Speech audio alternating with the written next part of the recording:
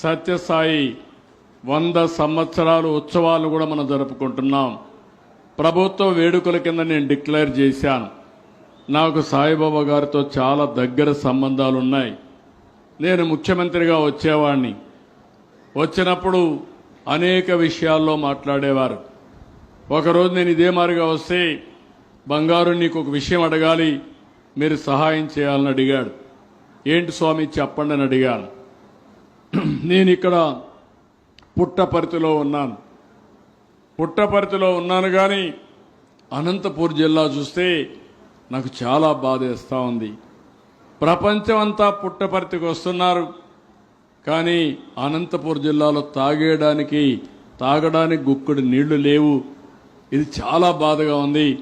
నేను నీళ్లు ఇవ్వాలనుకుంటున్నా, నా భక్తులను అడుగుతాను, డబ్బులు ఇస్తారు, దాన్ని మెయింటైన్ చేయాలంటే ఎవరికంటే వాళ్ళకి ఇస్తే మెయింటైన్ చేయలేరు. నాకు ఒక మాట ఇవ్వు, నేను మెయింటైన్ చేపిస్తానని నువ్వు మాట ఇస్తే నేను ఈ వాటర్ స్కీమ్ డబ్బులన్నీ పూర్తి చేస్తానని చెప్పి అడిగాడు. అప్పుడే ఎల్ఎన్టీకి ఇచ్చి 2 సంవత్సరాల్లో ఒక మాట ఆయన ఒక స్టేట్మెంట్ ఇచ్చాడు. నా దగ్గర డబ్బులు లేవు, నేను పుట్టిన ఈ ప్రాంతంలో నీళ్లు లేకుండా ప్రజలు ఇబ్బంది పడుతున్నారు, కాబట్టి నేను అవసరమైతే నా ప్రశాంత నిలయాన్ని తాకట్టు పెట్టైనా సరే డబ్బులు బారో చేసి పనిచేస్తానని ఒక్క పిలిపిస్తే ఆయన తాకట్టు పెట్టే పని లేకుండా డబ్బులు ఇచ్చి ఆదుకున్న ఘనత సత్యసాయి భక్తులకు దక్కింది. ఇక్కడ చేసిన తర్వాత ఆయన మహబూబ్నగర్లో చేశాడు, మెదక్లో చేశాడు, వెస్ట్ గోదావరిలో స్కీములు ఇచ్చాడు, విద్యాలయాలు పెట్టాడు, క్రమశిక్షణతో నడిపాడు, హాస్పిటల్ కట్టాడు, ఫ్రీ ట్రీట్మెంట్ ఇచ్చాడు. సాయిబాబా సేవకులు ఆ రోజు చూస్తే చాలామంది వచ్చి సేవాభావంతో పనిచేశారు. కోటీశ్వర్ల పిల్లలు నేరుగా ఇక్కడికి వచ్చి మామూలు వ్యక్తులకు సేవలు చేసే బాధ్యత తీసుకున్నారు. మనం తిన్న ప్లేట్లు కూడా కడిగే పరిస్థితికి వచ్చారంటే అలాంటి సేవ నేర్పించిన వ్యక్తి సత్యసాయి బాబా అని చెప్పి నేను మీకు తెలియజేస్తున్నా. అలాంటి ఒక మంచి ఐడియాలజీ ఉండే వ్యక్తి ఆ రోజు ఎల్ఎన్టీకి ఇచ్చాడు. నేను ఎల్ఎన్టీనే పెట్టి సక్రమంగా మెయింటైన్ చేశాను. తర్వాత వచ్చిన ప్రభుత్వం జీతాలు ఇవ్వలేక, కాంట్రాక్టర్కి డబ్బులు ఇవ్వలేక నీళ్లు కూడా నిలిచిపోయే పరిస్థితికి వచ్చింది.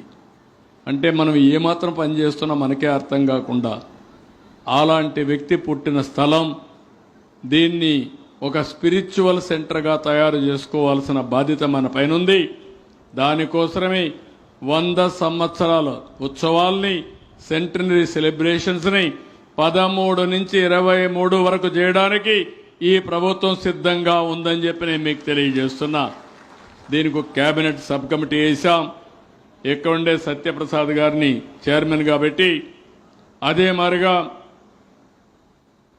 బీజేపీ నుంచి సత్యకుమార్ యాదవ్ గారిని, మన సబితాని, అదే మాదిరిగా కేశవ్ గారిని, అదే మరి కందుల దుర్గేశం గారిని 5 మందితో కేబినెట్ సబ్ కమిటీ కూడా వేశాం. వారు ట్రస్ట్ కలిసి దీన్ని ఒక ఉదాత్తంగా, రాబోయే రోజుల్లో ఆదర్శంగా, పుట్టపర్తి ఒక పర్యాటక కేంద్రంగా తయారు చేయడానికి, ఒక స్పిరిచువల్ సెంటర్గా తయారు చేయడానికి అన్ని విధాలా ఈ ప్రభుత్వం ప్రయత్నం చేస్తామని చెప్పి నేను మీకు తెలియజేసుకుంటూ, రేపు రాబోయే రోజు సర్వీస్ సెక్టర్కి ఎక్కువ అభివృద్ధి అవుతుంది.